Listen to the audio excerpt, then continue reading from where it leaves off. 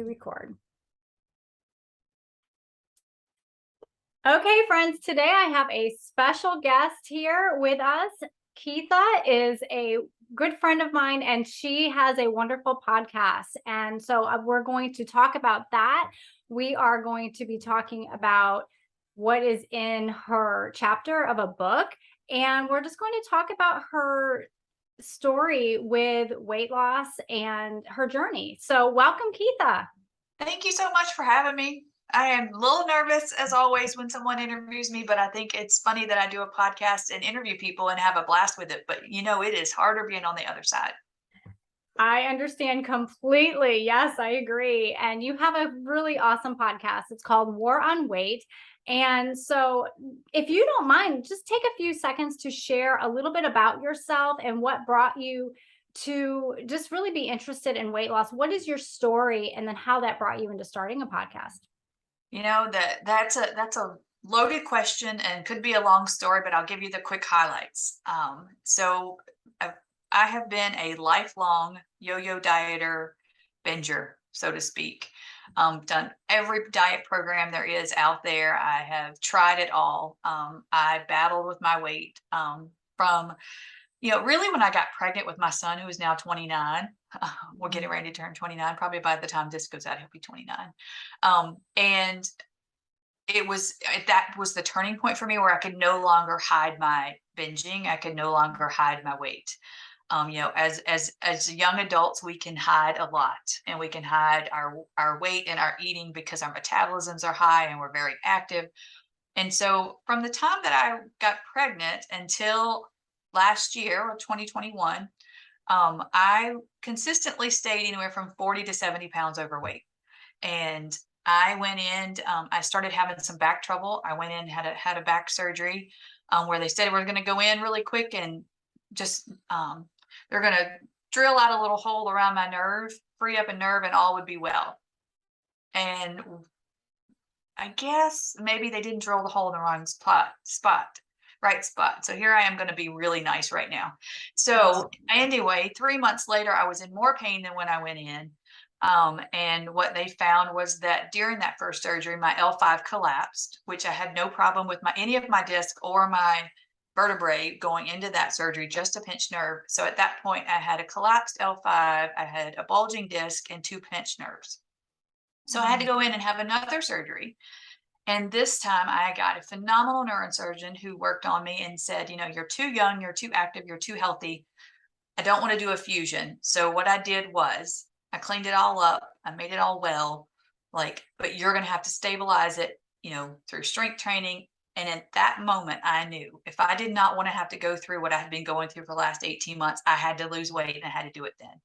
And so I made a decision to go on program with a friend, and I went all in and said, I've got to lose this weight. And so that was, for me, was the turning point. It was a health crisis. And so a lot of what I talk about on my podcast is about don't wait to a health crisis, because I'm still very young and active, and just going through that and just seeing the potential of what excess weight could do, or had the damage it had done. It really was a struggle for me. And so that's kind of how I got there. And then after I lost my weight, I started really feeling like I wanted to do the podcast, because I was telling people that I felt like I was a prisoner that had been set free, because I finally had some freedom around food in my mind, and my body I wasn't just completely buried under just food. I know it's hard to explain, but I was just buried. I couldn't see past anything other than my eating issues. And so that's I've just been sharing my journey on my podcast. Yeah, I think that's so important. Mindset comes into play so much, and there's so many avenues that we could be talking about when it comes to why we do what we do, why we have the relationship around food that we do. It could stem from when we were 6 years old. It can stem from being members of the Clean Plate Club, where we couldn't leave our table until we couldn't get down until we had finished our plate, everything on our plate. I mean, that was me. I literally could not get down from the table until every drop of food was gone. And so we have these um mindset hangups, if you will, around food for very good reason. And it takes a lot of intentionality and time and prayer to get through that and to come out stronger on the other side. So, yeah, absolutely. You did mention that you struggled once with binge eating. And so, with the surgeries and all of that, I mean, tell us a little bit more about that. What brought you to that healthier mindset around food in particular? So I relate, and I really believe I'm a lifelong binger. I can think back to when I know that my first like full-fledged binge, I was around 14 years old in my bedroom closet. So I know that it had started before that, but I have one particular memory where that's where I know that it was a problem. And and I think that for me, secret eating started really early. And I think that really defines the difference between binge eating and overeating is what is the secretness. And through the secretness of it, it ends up causing a lot of guilt and it causes a lot of shame. And then it creates this vicious cycle. Mm. And it's very difficult to kind of work to explain how that you have this, it's almost like a secret world. And Mhm. I've talked to many people who've struggled with other addictions, and it's a lot of it's the same. It's one that is food is an acceptable in our society. Overeating and gluttony is very acceptable in our society. Yeah. It's no one thinks anything about it if you eat yourself to 225 pounds. However, if you go out and you're teetotal drunk and getting DUIs and hanging out in bars all the time, then people are concerned about you. But, or if you're starving yourself and losing the weight that you've binged, no one seems to be concerned. It's just it's an acceptable avenue. And I think for me, not only did I start binging early, I found Christ early.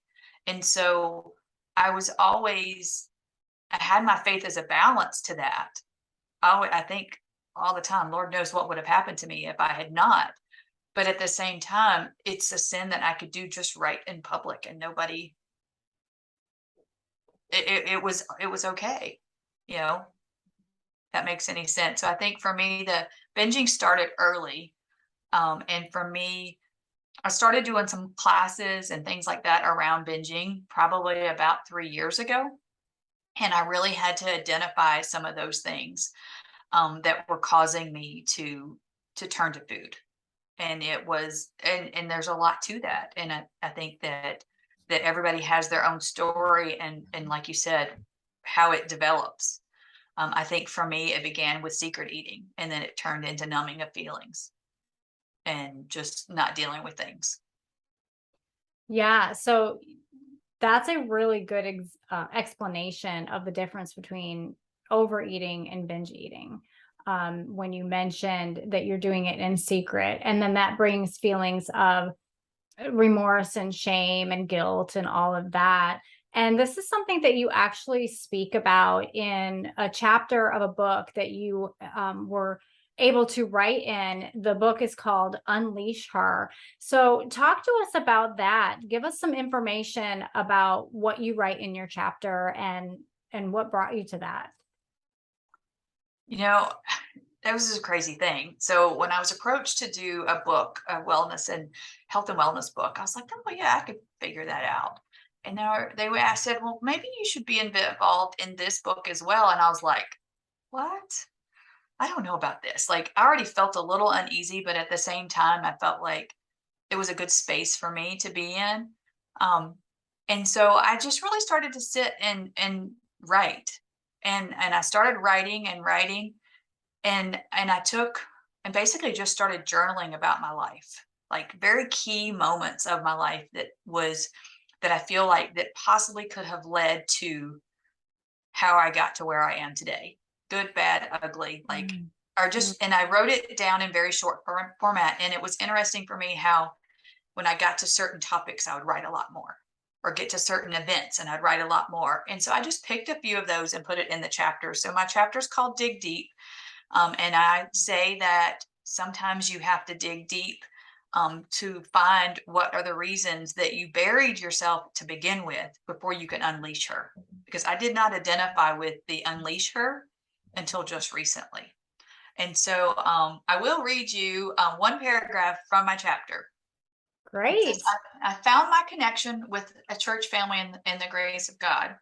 Over the years, I found comfort in my faith, but moreover in food. With every hurt or pain, I turned to food more and more. And by the age of 14, I was frequently binge eating. These patterns of wanting to be wanted and needing to be accepted continued into my adult life, just in bigger and bigger extremes. The relationship issues got bigger with age. The desperation for acceptance led to terrible choices in relationships, career choices, and family. Food became my friend, my comforter, and my companion. I celebrated with it, I grieved with it, I negotiated with myself over it, and it was all okay. Food had become my drug and it was easy to hide. I binged, I ate in secret, I numbed the hurt of broken relationships, emptiness, and overall the what's wrong with you feeling. Wow, that is so true. And I'm sure a lot of my listeners can really relate to that and understand that secret place and those feelings that are brought up from that. And I just love that. So your faith is very integral into what you do and how you came. Obviously, you were journaling. That's what brought you to having a chapter. Isn't that funny how when we journal our thoughts and our regular life challenges, sometimes God will turn that and move it and shape it into something that gets put out into the world when it's literally in secret. We think it's just for us, right? So I just think that's beautiful. And I look forward to reading that. Um, you have talked about how you need to armor up and put on the shield of faith and the belt of truth, and you need to really seek God in your wellness journey and just how that has shaped you. I talk about that as well, especially in my coaching and in my program. I talk about armoring up the belt of truth, all of that stuff, because if we don't have that vertical relationship, first and foremost, then we're just really striving in our own strength. And that's just exhausting. So you have a verse that you talk about um, that is in First Corinthians 10:23. And it says, everything is permissible, but not everything is beneficial. Everything is permissible, but not everything builds up. And I have referenced that verse often myself on the podcast or in coaching because it really puts us in control. Like we have free will, we can decide, but that doesn't necessarily mean it's good for us. So, since faith has been so integral for you, do you have specific verses that have really helped you as you were going through this journey of recovering from your binging? That is definitely one of my key verses. There's nothing that drives me crazier is when people say, "Oh, you can't have that. Oh, you can't have that. You can't eat that." You know, you don't say that to people when they have a food allergy, or if they just have an aversion to something. But as soon as someone thinks that you're eating healthy, or doing things to lose weight, or to make yourself better, it almost, the spotlight becomes really heavy. And for someone who is a binger, that's very difficult, because you almost want to be in the shadows. And so that is one of the things for me, is part of what I feel like is part of my transformation, is I live out loud now. Mm. And for me, some things are not beneficial to me.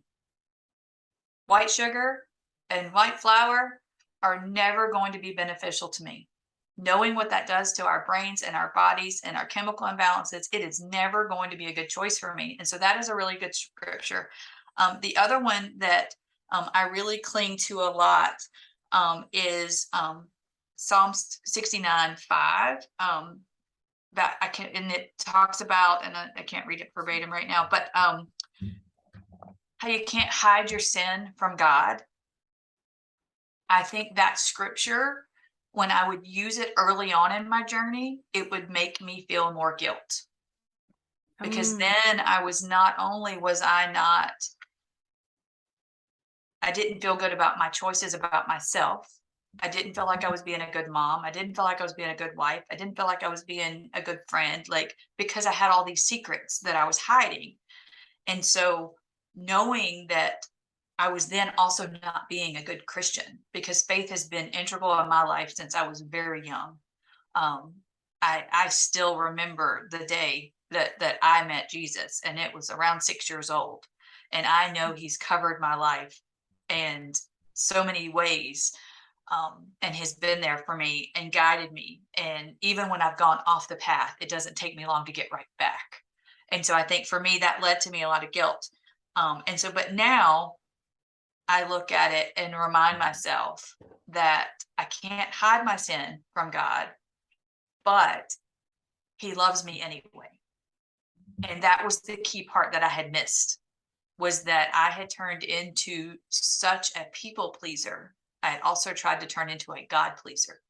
And so I can't really, now I just know that this is my sin. This is my struggle. God loved me before I started it. He loved me during it, and He loves me now. And so I think that's one. And then the other one is that whoever conceals their sin will not prosper, and those that reveal their, who confesses their sin finds mercy.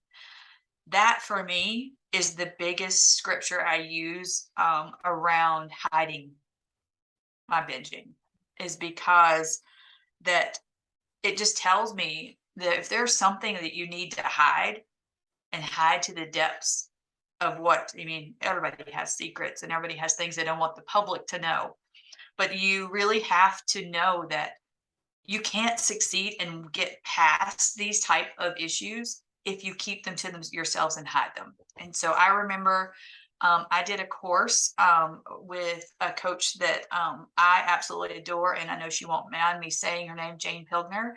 And it was called Binge Better. And one of the things that she said to us in that course early on was, find someone that you can tell. And she talked about how many years had gone by since she had even told her own husband. And all I could think was, there is no one I can tell. And so I finally, that day, I texted someone and said, I really don't want any questions. I just want to be able to tell you that this is going on, and I'm going to text you and tell you what's going on. And that's all I'm going to do. Like, that was it. I was like, okay, I'm going to do the baby step. And that was, and she honored that. And I love her for it, that she was able to see those text message and then say, do you need anything? Like, good for you. Like, glad you're doing it, because that is step one. So I think that for me, making sure that I speak openly about it has released a lot of that guilt. And the other thing that I also have found is, since I've started speaking more openly about it, is that I have learned I am definitely not alone. And I've been able to also help and encourage other women who also have the same struggle.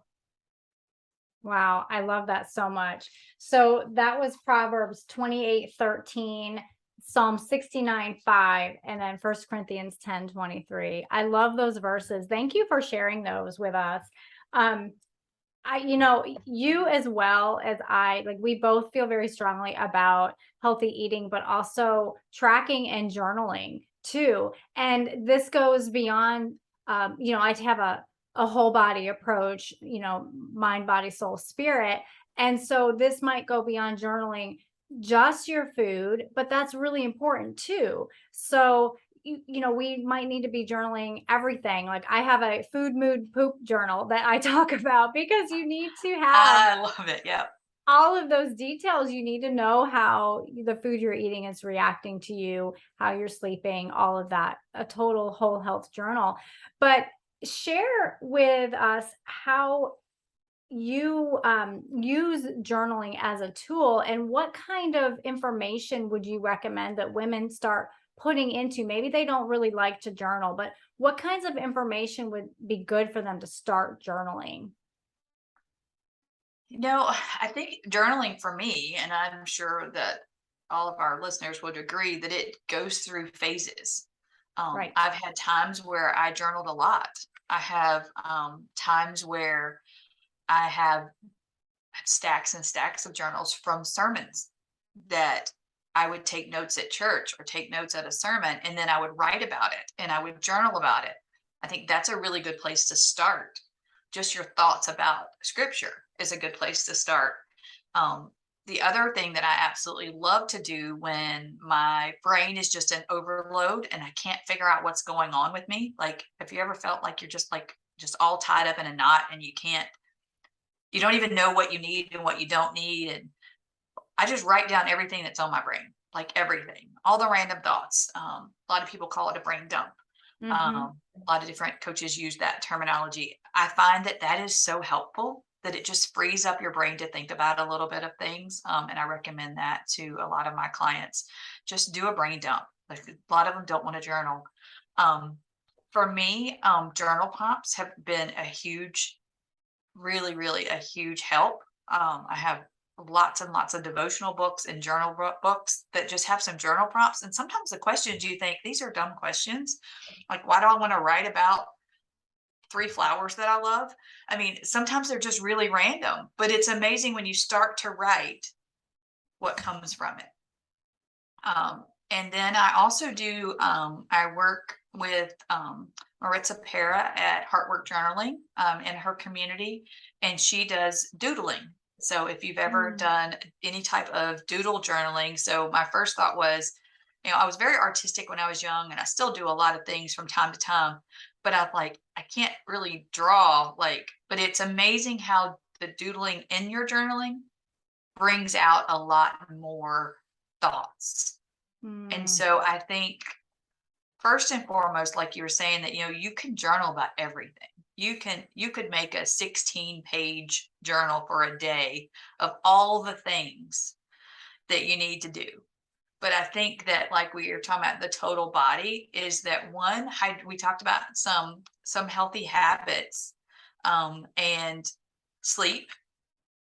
I think tracking your sleep is really important, because when you're feeling off, or you're feeling like you're overeating, or you feel grumpy, like, just seeing it on paper or in an app or however you track it is so key. Because if you go 3 or 4 nights and don't sleep, the scale is up, you're hungry, like, it all plays a part. So I think sleep is one. Water is another one. So Hmm. many different ways, like how you're going to track your water. I've done it crazy ways. I've done it traditional ways. Sometimes I put a ponytail holder around my water bottle and take it off every time I drink 20 ounces, all the way up to having 4 bottles lined up on top of our water cooler in the kitchen. And, just however you track it, I think hydration has to be tracked. Because even now, after a good 2 years of me really trying to hydrate, if I don't track it, I still can fall short. And so I think that's one. So however you choose to track it. And then as far as food planning and food tracking, that just varies from person to person. How are Right. you going to track it? Are you going to track it by your calories? Are you going to track it by what you eat? Are you going to track it by food groups? I mean, there's so many different ways, I think. So I think that also, if you're intentional about your food plan and what you're putting into your body, that coming up with that plan and then tracking that plan to know that you're successful.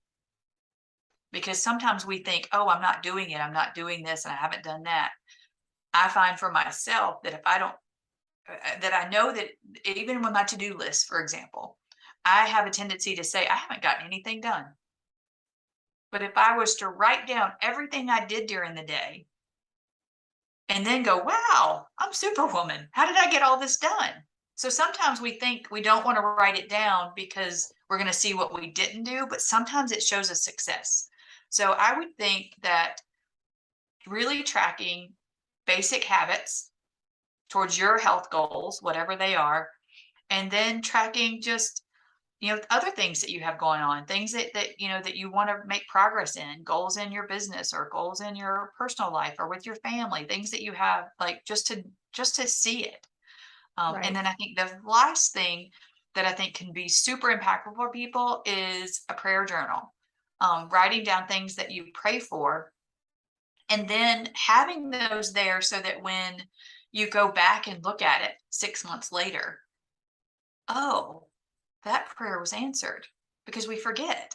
So if you don't Right. write them down, so I think though that to me is the most impactful, is just seeing all the blessings that we do get when you tend not to take them for granted. I agree completely, 100%, right, and I never used to be a big journaler, like, I would just start and stop, and that's life, but I with age, I have decided that it really is helpful for me, and so I actually am enjoying that part of it now, so I love that. That's really good information. Well, this has been so fun, Keitha. Tell our listeners where they can find you, how can they can reach out to you, and just give us all the contact deets. Sure. So pretty much you can find me and get anything and everything you need about me and the services that I offer right now on coachkeitha.com. And so I've tried to keep it really clean and simple so that you can go there, you can send me a message there, you can listen to my podcast there. You can sign up for a free one-to-one session to talk to me about your options for coaching. It's all right there. And then I've Awesome. also got a linked a page on there by my favorite things, with some great books and things like that that you can find. Wonderful. Well, thanks so much for coming on, and it's been such a pleasure to have you. Thank you so much.